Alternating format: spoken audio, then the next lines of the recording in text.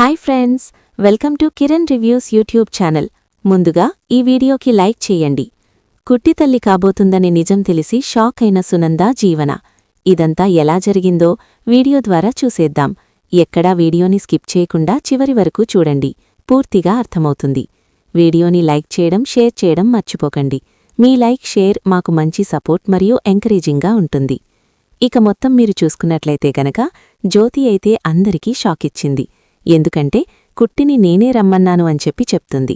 ఆ మాటను వందరికీ చెప్పాలి కదా, వాళ్లు వెళ్ళిపోమంటే ఎందుకెళ్ళిపోతున్నావ్ అంటూ సూర్యని చావు బతుకుల మధ్య కాపాడి తన మాంగల్యాన్ని నిలబెట్టింది కుట్టి అని, ఈరోజు ఈ ఫంక్షన్ ఇలా జరగడానికి కారణం కుట్టి అని చెప్పి ఇక జ్యోతి చెప్పినటువంటి మాటలతో అందరూ కూడా షాకవుతారు.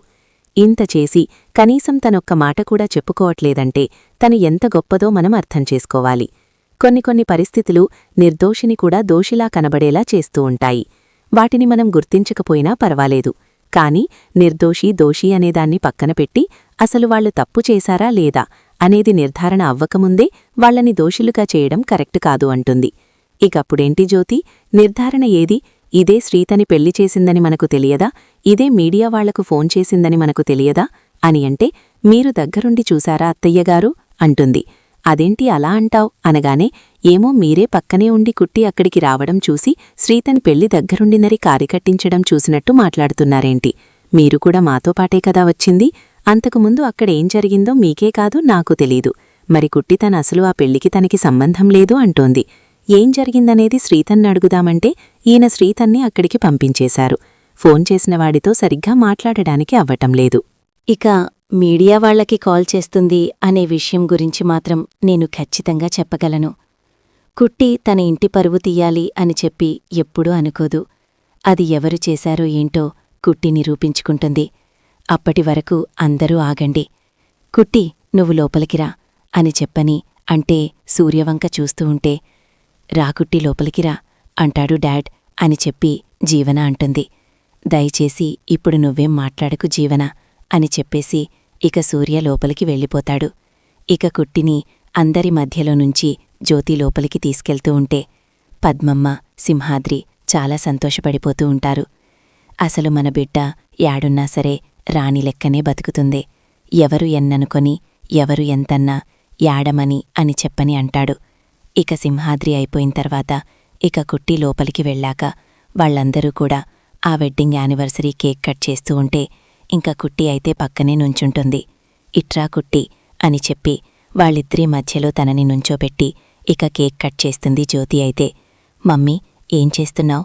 ఎవరిని ఎక్కడ నుంచోపెడుతున్నావ్ అని అంటే, తను మీ నాన్నగారికి ప్రాణదాత, నేను తనకి రుణపడి ఉన్నాను అని చెప్పాను కదా. ఆ రుణం ఎలా తీర్చుకోవాలో నాకు తెలియదు, కాని తనకి ప్రథమ స్థానమిచ్చి తీర్చుకోవాలని నేననుకుంటున్నాను అంటుంది.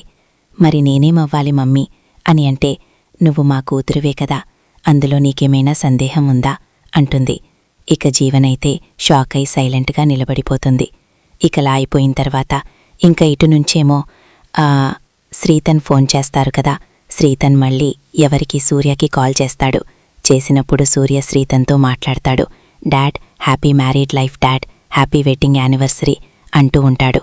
అనేసరికి థ్యాంక్యూ, నేనొక విషయం అడగాలి అంటారు. ఏంటి డాడ్, అడగండి అని చెప్పని అనగానే, నీ పెళ్లి కుట్టి దగ్గరుండి చేసిందా అని అంటే, నో డాడ్, మీరు అప్పటినుంచి ఈ క్వశ్చన్ ఎప్పుడు అడుగుతారా అని వెయిట్ చేస్తున్నాను. అంటే నేనడిగే వరకు నువ్వు వెయిట్ చేయడమేంటి? తప్పు చెయ్యని మనిషికి శిక్ష పడుతుంటే సైలెంట్గా చూస్తూ కూర్చున్నావా? తను నీ పెళ్లి దగ్గరుండి చెయ్యనప్పుడు మరి కుట్టి అక్కడే ఎందుకుంది అని అడుగుతాడు. డాడ్, మా పెళ్లి ఏర్పాట్లన్నీ జరిగిపోయాయి. ఇక కాసేపట్టు పెళ్లి అనగా నేను కుట్టికి అక్కకి ఫోన్ చేసి గుడి దగ్గర ఉన్నాను, మాట్లాడాలి రా అని చెప్పాను. కుట్టి అక్క వచ్చేసరికి ముహూర్తం దాటిపోతుంది అని చెప్పి పంతులుగారు తాళి కట్టించేశారు. అక్క రావటం, నేను తాళి కట్టి పీటర్ మీద కూర్చోవటం జరిగిపోయింది. ఇక అది చూసి అక్క ఒక్కసారిగా షాకయింది. ఏంటి శ్రీతన్ను, ఇంత పని చేశావు? అమ్మవాళ్లు ఎంత కంగారు పడతారు, ఎంత బాధపడతారు అంటూ చాలా టెన్షన్ ఫీలయింది. ఈలోపే చూశారుగా గ్రానీ వాళ్లందరూ రావటం, ఎంత పెద్ద గొడవ జరగడం జరిగిపోయిందో అని అనేసరికి ఇక అప్పుడు సూర్య, అంటే ఈ పెళ్లికి కుట్టికి ఎలాంటి సంబంధం లేదా? అంటే లేదు డాడ్, అసలు గ్రానీ వాళ్లకి ఈ విషయాలు ఎలా తెలిసాయో అది తెలుసుకోండి ఫస్ట్. వాళ్లకి ఎవ్వరికీ తెలియని దానికంటే ముందు ఎలా తెలిసాయి అనేదే నాకు డౌట్. మీడియా విషయంలో కూడా అసలు నేను పెళ్లి చేసుకుంటున్నట్టే తెలియనప్పుడు కుట్టి అక్క ఏ విధంగా మీడియా వాళ్లకి లీక్ చేస్తుంది, అందులో కూడా నాకు డౌటుంది అని చెప్పని అంటాడు. ఓకే అయితే అని చెప్పి ఫోన్ పెట్టేస్తాడు సూర్య. ఇక తర్వాత సూర్య అయితే ఇక ఆనంది దగ్గరికి వచ్చి, కుట్టి, ఆ ఫంక్షనంతా అయిపోయిన తర్వాత ఒకసారి నువ్వు నన్ను కలు అని చెప్పి చెప్తాడు. అలాగే సూర్యబాబు అని చెప్పనంటుంది. సింహాద్రి పద్మ కుట్టివంక చూస్తూ ఎంత సంతోషంగా ఉందో కదా మన బిడ్డ ముఖం, గీ సంతోషం చూసి ఎన్నాళ్లయితుందో అని చెప్పని అనుకుంటూ ఉంటే, అవునే, మన బిడ్డ సంతోషంగా ఉంది. ఏందో జ్యోతమ్మ, సూర్యబాబు అంటే చాలు బిడ్డ ముఖం ఎలిగిపోతా ఉంటది అని చెప్పేసేసి అంటాడు సింహాద్రి. ఇక అలా అన్న తర్వాత అయిపోతుంది. అయిపోయిన తర్వాత ఇక జ్యోతి అయితే అందరికీ భోజనాలవి చేసేసి వెళ్ళండి అని చెప్తుంది. సునంద నిలబడి ఉంటే శ్రీ, శశికాంత్ ఇంకా చైతన్య వచ్చి, చూసావు కదా, అది ఆనంది అంటే తను చేసిన మంచి పనిని కూడా ఎవ్వరికీ చెప్పుకోదు, చెప్పుకోవడానికి ఇష్టపడదు. అలాంటి ఆనంది తప్పు చేసిందంటే నువ్వు ఎలా నమ్ముతున్నావో నాకర్థం కావట్లేదు అంటూ వదినా అంటూ చైతన్య వెళ్ళిపోతాడు. చెప్పు చైతన్య అని చెప్పనంటే, కంగ్రాట్స్ వదినా, యు ఆర్ ట్రూ గ్రేట్. నిజంగా ఇంత చేస్తేనే అంత చేసినట్టుగా బిల్డప్ ఇచ్చుకునే రోజులివి. అలాంటిది ఒక మనిషి ప్రాణం కాపాడి కూడా ఆ విషయం నువ్వు బయటపెట్టలేదంటే అనగానే, అది నా బాధ్యత చైతన్య అని అంటే, ఈ బాధ్యత అనే మాట నువ్విప్పుడిక్కడ ఎందుకు వాడావో అర్థం కావట్లేదు. వాళ్ళు జస్ట్ జ్యోతి సూర్యగార్లే కదా, మరి వాళ్ళు నీకు ఎలా బాధ్యత అవుతారు అంటే గదాసన చైతన్య అంటూ వెళ్ళిపోతుంది. సంథింగ్ ఈజ్ మిస్టీరియస్, ఏదో ఉంది, అది నేను తెలుసుకునే ప్రయత్నం చేస్తే ఎలా ఉంటుంది అనుకుంటూ ఉంటాడు. ఇక ఈలోపు ఆదిత్య కుట్టి దగ్గరికి వస్తాడు. ఎందుకు చెప్పలేదు అని అంటాడు. ఏమని అని అడిగేసరికి, నిన్ను జ్యోతిగారు రమ్మన్నారు అని చెప్పంటే, చెప్పుకోనికేముంది దీంట్లో, నేనేమైనా పరాయిళ్లకి సాయం చేశానా, లేకపోతే నన్ను రమ్మన్నదేమైనా పరాయి మనిషా? నాకన్న తల్లి నన్ను రమ్మన్నది, నాకన్న తండ్రిని నేను కాపాడుకున్నాను, నా తల్లి నుసుటన బొట్టు చెరగకుండా మెడను పుస్తలతాడు తెక్కకుండా కాపాడుకున్నాను, గంతే, అంతకుమించి నేను చేసింది ఏదీ లేదు అంటామప్పుడు నేను కాపాడినా అని చెప్పి టమ్ చేసుకోవాల్సిన అవసరమేముంది ఆదిత్యగారు అని చెప్పననేసరికి, ఈ సింప్లిసిటీతో నన్ను పడేస్తావు, కానీ నువ్వు చేసే పనులతో నాకు కోపం రప్పిస్తావు అని అంటే, నిదానంగా నిజాలు బయటకి వస్తాయి ఆదిత్యబాబూ, ఆదిత్యగారు, అవి వచ్చినప్పుడు ఆ నిజాలని మనం విని తట్టుకోగలిగే పరిస్థితుల్లో ఉండాలి, అంటే అంతకుమించి ఏమీ లేదు అని చెప్పని అంటుంది. ఇక ఆనంది ఈలోపు ఇక జీవన, అలేఖ్య, ఇందు, ఇందుమతి వీళ్లంతా కూడా కుట్టిని ఏమీ చేయలేం మనం. ఎన్నైనా ఏం జరిగినా ఎలాంటి పరిస్థితి అయినా కూడా మనం కుట్టి దగ్గర ఓడిపోవడమే తప్ప గెలవడమనేదే ఉండదు అని చెప్పేసేసి మాట్లాడుకుంటూ ఉంటారు. ఈలోపు జీవన, చూడండి, మీరనుకుంటున్నట్టుగా అన్నీ జరగవు, కుట్టి విషయంలో మనం గెలిచి తీరుతాం, కంగారుపడకండి అని అంటుంది. ఎలా గెలుస్తాం అని అనేసరికి ఇక జీవన అయితే, ఇప్పుడు దాన్ని ఎలా చెయ్యాలో అలా చేస్తాను. అది కూల్ డ్రింక్ తాగుతుంది కదా, ఆ డ్రింక్లో మత్తు కలిపి తాగినవాళ్లు ఏ రకంగా రియాక్ట్ అవుతారో అలా అది రియాక్ట్ అయ్యేలా చేస్తాను. ఈ పార్టీ మొత్తాన్ని కూడా నాశనం చేస్తాను అంటుంది. నువ్వేం మనిషివో నాకర్థం కాదు, నీ తల్లిదండ్రులని బాధపెడతాను అంటావు అంటుంది అలేఖ్య. వచ్చిందండి పెద్ద సైంటిస్టు. నీ తల్లిదండ్రులని బాధపెడతాను, నీ తల్లిదండ్రులని బాధపెడతాను కాదు, ముందు మనం అనుకున్నది జరగడానికి ఏం చెయ్యాలో అది చెయ్యాలి, అంతే అని చెప్పని అంటుంది. ఇక ఈలోపు అక్కడ వెయిటర్ని పిలిచి కూల్ డ్రింక్లో కాస్త మత్తుమందు అది కలిపి ఇచ్చేసరికి ఇక వెయిటర్ తోటి ఇది తీసుకెళ్లి ఆవిడికి ఇవ్వు అని చెప్పి చెప్తుంది. దాంతో ఇక అతను ఆనందికి తీసుకెళ్లి డ్రింక్ ఇస్తాడు. ఇచ్చేసరికి ఆనంది ఆ డ్రింక్ తీసుకుంటుంది. ఈలోపు చైతన్య వచ్చి ఆనంది దగ్గర నిలబడి మాట్లాడుతూ ఉంటాడు. చైతన్య, ఈ డ్రింక్ తీసుకో అని చెప్పనంటే, వద్దు దీనా, ఇప్పటికే 2 డ్రింక్స్ తీసుకున్నాను అనగానే, పర్వాలేదులే చైతన్య, ఇప్పుడే వెయిటర్ ఇచ్చిపోయిండు, తీసుకో అని చెప్పనంటే, మీరిస్తున్నారు కాబట్టి తప్పట్లేదు అంటే, అబ్బో ఇదిగో ఎందుకొచ్చావురా నువ్వు మధ్యలోకి, ఇప్పుడు నువ్వు గాని అది తాగావంటే కళ్ళు తగిన కోతిలా గెంతుతావురా బాబూ, అయిపోయాను, మామూలుగానే నిన్ను తట్టుకోవడం కష్టం, ఇంకా అలాంటి సిచ్యువేషన్లో అబ్బో అంటూ, ఏ అలేఖ్య, నువ్వెళ్ళి వాడి చేతిలోంచి ఆ గ్లాస్ కింద పడేలా చెయ్యవే అంటే, ఎందుకు, నన్నెళ్ళి బుక్కవ్వమంటావా ఏంటి, నేను వెళ్ళను అని చెప్పని అంటుంది. ఇక చైతన్య ఆ గ్లాస్ తోటి డ్రింక్ తీసుకుని అటువైపుకి వెళ్ళిపోతాడు. తను తాగుదామని చెప్పి స్టార్ట్ చేయబోయేలోపు ఆదిత్య పిలిచేసరికి, వస్తున్నా అన్నయ్య అంటూ ఆ గ్లాస్ని అక్కడ పూలకుండి దగ్గర పెట్టేసి వెళ్ళిపోతాడు. అమ్మయ్య, వీడు తాగలేదులే అని చెప్పి కొంచెం రిలాక్స్ అవుతుంది జీవన. అయితే ఈలోపు ఇక ఆనంది కళ్ళు తిరుగుతున్నట్టుగా అనిపించి అక్కడ పక్కనే ఉన్నటువంటి వాటర్ ట్యాప్ దగ్గరికి వెళ్లి ఫేస్ వాష్ చేసుకుంటుంది. ఫేస్ వాష్ చేసుకున్న తర్వాత ఆనంది అడుగులు తడబడుతూ నడుస్తూ ఉంటుంది. అప్పుడు ఆదిత్య అది గమనిస్తాడు. అలా గమనించినటువంటి ఆదిత్య గబగబా 4 అడుగుల్లో ఆనంది దగ్గరికి వెళ్తాడు. వెళ్లేసరికి ఇక ఆనంది అప్పటికే కళ్ళు తిరిగి పడిపోబోతూ ఉంటుంది. ఇక అలా పడిపోతున్నటువంటి ఆనందిని చూసి ఆదిత్య గబగబా పట్టుకుంటాడు. ఆదిత్య చేతుల్లోనే ఆనంది కింద పడిపోతుంది.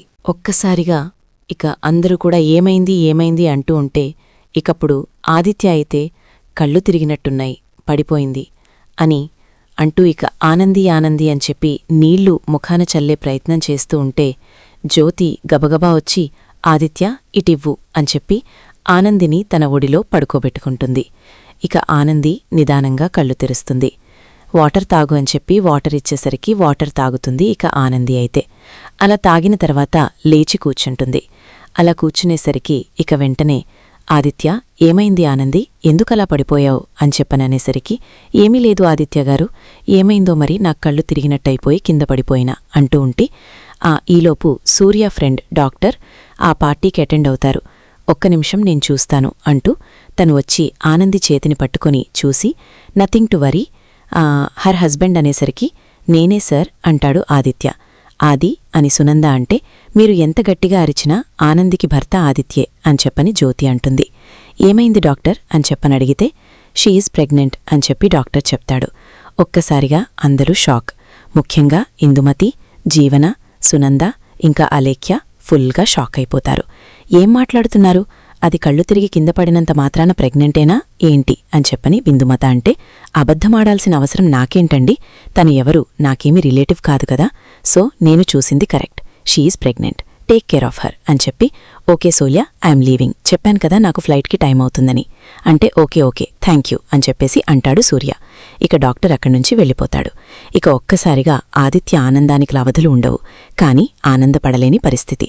శశికాంత్ అయితే సునందని లెక్క చేయకుండా వచ్చి అమ్మానంది, ఇక్కడ్నుంచి జాగ్రత్తగా ఉండాలి, ఇక నువ్వెక్కడా ఉండడానికి వీలులేదు, ఇంటికి వచ్చేసేయాలి అని అంటూ ఉంటే శశికాంత్ గారు ఒక్క నిమిషం ఆగండి అంటూ జ్యోతి అయితే ఆపుతుంది. ఆపేసరికి ఏమైంది అని చెప్పని శశికాంత్ అంటే ఆనంది ఎక్కడికి రాదు, ఇక్కడికే వచ్చేస్తుంది. తను బిడ్డని కని బిడ్డకు సంవత్సరం వచ్చేవరకు ఇక్కడే ఉంటుంది. ఆ తర్వాత తను ఒకవేళ బయటకి వెళ్ళాలి అనుకున్నా, ఇంకెక్కడైనా తన స్వశక్తితో బ్రతకాలి అనుకున్నా వెళ్తుంది. అనగానే అదేందమ్మా గట్లంటారు, ఇంకెప్పటికీ ఆదిత్యబాబు మా బిడ్డ ఒక్కటి కారా అని చెప్పని అంటే పరిస్థితులు మారచ్చు సింహాదరి, చెప్పలేం, అలాని చెప్పి ధైర్యం చేసి పిల్లని ఒక్కగానే బయట ఉంచలేం కదా అని అంటే అవునమ్మా ఆనంది, ఇంకనుంచి నువ్వు జ్యోతమ్మ చెప్పినట్టే వినాలి అని చెప్పి అంటుంది పద్మమ్మ. అనేసరికి గట్లనే వింటాలు అని చెప్పి ఇక ఆనంది అక్కడ్నుంచి ఇక్కడికి షిఫ్ట్ అయిపోతుంది. ఆదిత్య మనసైతే ఆనంది గురించి ఆలోచిస్తూ ఉంటుంది. ఆనంది బిడ్డను కనబోతోంది. తన ప్రతిరూపాన్ని ఆనంది ఈ భూమి మీదకు తీసుకురాబోతోంది. అలాంటి ఆనందిని తనకేమీ పట్టనట్టుగా వదిలేయటం తనకి నచ్చదు. ఏం చేయాలో అర్థం కాక ఇక ఆదిత్య అయితే చాలా బాధపడుతూ ఏం చెయ్యాలి అని చెప్పి సునంద దగ్గరికి వెళ్తాడు. సునంద, ఏంటది, ఏమైనా మాట్లాడాలా అని అంటే అవును మమ్మీ మాట్లాడాలి అని చెప్పేసరికి ఏంటో చెప్పు అంటుంది. ఏమీ లేదు మమ్మీ, ఏంటంటే అది ఆనంది అని అనగానే అవును ఆనంది అంటే తను ప్రెగ్నెంట్ కదా మమ్మీ అని అంటాడు. అయితే అని చెప్పి అంటే అదేంటి మమ్మీ అంత సింపుల్గా అయితే అంటావు, తనిప్పుడు ప్రెగ్నెంట్ కదా, తన్ని ఇంటికి తీసుకురావాలి అనుకుంటున్నాను, తను అక్కడెక్కడో ఉండి ఇబ్బందులు పడటం నాకిష్టం లేదు, తన కడుపులో పెరుగుతుంది నా ప్రతిరూపం కదు మమ్మీ అని చెప్పని అంటే చూడు ఆదిత్య, నేను కాదని అనట్లేదు, అలాని చెప్పి ఆనందిని నేను నా కోడలిగా అంగీకరించలేను అని చెప్పని అంటే అయితే పుట్టబోయే మనవడిని కూడా నువ్వు అంగీకరించవు అన్నమాట అని అంటాడు శశికాంత్. అదేంటి, నా ఇంటి వంశాంకురాన్ని నేనెందుకు అంగీకరించను అంటుంది. ఎక్కడ్నుంచి వస్తుంది వంశాంకురం, ఆనంది నుంచి కాదా చెప్పు, కేవలం బిడ్డని కడుపులో వేయడంతోటే నీ కొడుకు పని అయిపోయింది. కాని ఆ బిడ్డని 9 నెలలు తన కడుపులో భద్రంగా మోసి ఈ భూమి మీదకి సురక్షితంగా తీసుకురావాల్సిన బాధ్యత తీసుకునేది తల్లి. అది ఆనంది ఇప్పుడు చెయ్యాలి. అలాంటి ఆనందికి సపోర్ట్ ఇవ్వాల్సింది పోయి నేను కోడలిగా అంగీకరించను, పుట్టే బిడ్డ మాత్రం నా మనవడే, ఏంటి లెక్క సునందా, ఏదైనా చేస్తున్నామంటే కాస్త జ్ఞానం అనేది ఎడవాలి. అంతేకాని నేను పట్టిన కుందేలకి 3 కాళ్ళు అన్నట్టుగా నడుస్తానంటే ఎలా కుదురుతుంది అని అంటాడు జైన్ మామయ్యగారు. ఆనంది చేసిన పనులన్నీ మర్చిపోయి ఇప్పుడు దాన్ని తీసుకొచ్చి ఇంట్లో పెట్టుకోవాలా అని అంటుంది జీవన. ఇది నీకు సంబంధం లేని విషయం. నువ్వసలు మాట్లాడటానికి ఏమాత్రం కూడా నీకు స్కోప్ లేని విషయం. నువ్వెందుకు దీంట్లో కలుగు చేసుకుంటున్నావు అంటాడు చైతన్య. ఎందుకు మాట్లాడకూడద నేను? ఈ ఇంటి మనిషిని కాదా అని అంటే, నువ్వీ ఇంటి మనిషివి. అది ఎలా చైతన్య? భార్యగా. అంతవరకే తప్ప నువ్వేమీ ఈ ఇంట్లో డిసిజన్ మేకర్వి కాదు. లేకపోతే నీ అభిప్రాయాన్ని ఇక్కడ అడగను, ఎవరూ అడగలేదు. ఆనంది వదిన ఇప్పుడు కడుపుతో ఉంది. తన్ని ఇంటికి తీసుకురావాలని చెప్పి మేమంతా అనుకుంటున్నాం. ముఖ్యంగా తన భర్త అనుకుంటున్నాడు. మరి అలాంటప్పుడు ఎందుకు దానికి అడ్డుపడటానికి ప్రయత్నిస్తున్నావు? నువ్వు కడుపుతో ఉంటే నిన్ను అలాగే రోడ్డు వదిలేయమంటావా? ఉంటావా అని చెప్పనంటే, నన్నెందుకు వదిలేస్తారు? నేనేమైనా తప్పులు చేశావా ఏంటి అనగానే, చేసిన తప్పులు బయటకు వచ్చిన రోజున అప్పుడు మాట్లాడుకుందాం జీవన అని అంటాడు. ఒక్కసారిగా షాకైపోతుంది. ఇక ఈలోపు సునంద అయితే, ఇప్పుడు ఏం చేద్దామంటావా అది అంటే, ఆనందిని ఇంటికి తీసుకొద్దామనుకుంటున్నానమ్మా అని అంటే, ఒక్కసారిగా ఇక సునంద, నువ్వు నిర్ణయం తీసేసుకున్న తర్వాత ఇంక నేను మాట్లాడేదేముంది అది అని చెప్పనంటే, కాదమ్మా, నేను నా అభిప్రాయం చెప్పాను. దాన్ని నువ్వు ఆమోదిస్తావో లేదో అది నీ విజ్ఞతకే వదిలేస్తున్నాను అని అంటే, చాలు, విజ్ఞతకే వదిలేస్తున్నాను అనేంత పెద్దవాడివైపోయిన తర్వాత ఇంక నేను మాట్లాడేదేముంటుంది? తీసుకొచ్చుకో. నీ భార్యని నువ్వు తీసుకొచ్చుకోవటానికి నా పర్మిషన్ దేనికి అనగానే, సరే అమ్మా, అంటే ఒక్క నిమిషం, ఒక్క షరతుతో తీసుకొచ్చుకో అంటుంది జయంతి. అంటే బిడ్డని కన్న తర్వాత ఆనంది బిడ్డను మనకిచ్చేసి ఇంట్లోనుంచి వెళ్ళిపోవాలి అని అంటుంది. అందుకు ఆనంది ఒప్పుకోకపోతే, అమ్మా అని అనగానే, ఒప్పుకోకపోతే ఆనంది ఇంటికి రావడానికి వీలులేదు అంటుంది. అయితే ఇక నువ్వే బయటికి వెళ్ళిపోరా ఆనంది. ఎక్కడుంటే అక్కడికి వెళ్ళి ఆనందిని జాగ్రత్తగా చూసుకో. రేపు బిడ్డని కన్న తర్వాత నీ బిడ్డతో పాటు ఆ తల్లిని కూడా జాగ్రత్తగా చూసుకో అని అంటాడు శశికాంత్. ఏం మాట్లాడుతున్నారండి? కొడుక్కి ఎలాంటి సలహాలిస్తున్నారు అని. నువ్విచ్చే చెత్త సలహాల కంటే నేనేమి పనికిమాలి సలహాలివ్వట్లేదు సునంద. విడాకులు తీసుకో అన్నావు, అది అయిపోయింది. ఇప్పుడు బిడ్డని కన్న తర్వాత ఆనంది ఇంట్లోనుంచి వెళ్ళిపోవాలా? బిడ్డని నీకు అప్పగించేయాలా? ఏం మాట్లాడుతున్నావో తెలుస్తుందా నీకు అని చెప్పేసేసి అనేసరికి ఇక ఏం చెయ్యాలో అర్థం కాక, మీ ఇష్టమొచ్చినట్టు చేసుకోండి. నా మాట చల్లని చోట నేనిన్ని మాట్లాడి మాత్రం ఉపయోగమేముంది? ఏమీ ఉపయోగం ఉండదు అని చెప్పని అంటూ ఉంటుంది. ఇక ఆ మాటలతోటి శశికాంత్, ఒరే ఆదిత్య, నువ్వు వెళ్ళి ఆనందిని తీసుకురా, వెళ్ళు. నేను చెప్తుంది ఎందుకో అర్థం చేసుకో. ఆనంది ఇంటి కోడలు, ఈ ఇంటి మహాలక్ష్మి, ఈ ఇంటికి తొలి వారసుడు రాబోతున్నాడు. వాణ్ణి అక్కడెక్కడో పెంచాల్సిన అవసరం మనకేంట్రా? ఎట్టి పరిస్థితుల్లోనూ మనం ఆ విషయంలో వెనకడుగు వెయ్యకూడదు. వెళ్ళి నువ్వు అర్జెంటుగా నా కోడల్ని తీసుకురా, నా మనవడు జాగ్రత్త అంటూ ఉంటే, సునంద, ఛీ, ఎప్పుడూ ఈ ఆనందే గెలుస్తుంది, ఎప్పుడూ ప్రతి విషయంలోనూ తనే నెగ్గుతోంది అనుకుంటూ లోపలికి వెళ్ళిపోతుంటే, అత్తయ్యగారు అంటూ జీవన వెళుతుంది. ఏటి జీవన అనేసరికి, నాకు ఒక ఆలోచన వచ్చింది. అంటే ఏంటది అని అడుగుతుంది. అంటే ఏం లేదత్తయ్యగారు, అసలు ఆనంది ప్రెగ్నెన్సీయే లేకపోతే ఈ ప్రాబ్లం ఉండదు కదా అని అనేసరికి, లోపలికి రాబోతున్న చైతన్య అది విని ఆ జీవనని చెంప పగలగొట్టాలనుకునే లోపే చెంప పగిలిన శబ్దం వినపడుతుంది. లోపలికి చూసేసరికి సునంద జీవన చెంప పగలగొట్టి, చెడు దుర్మార్గంగా ఆలోచించు, అంతేకాని దుర్మార్గురాల్లా మారిపోకు. బిడ్డను లేకుండా చేయటమేంటి? నాకు కోపం ఆనంది మీద, అంతేకాని నా వారసుల మీద కాదు అని చెప్పి సునంద అనడంతో ఇక జీవన షాక్ అయిపోతుంది.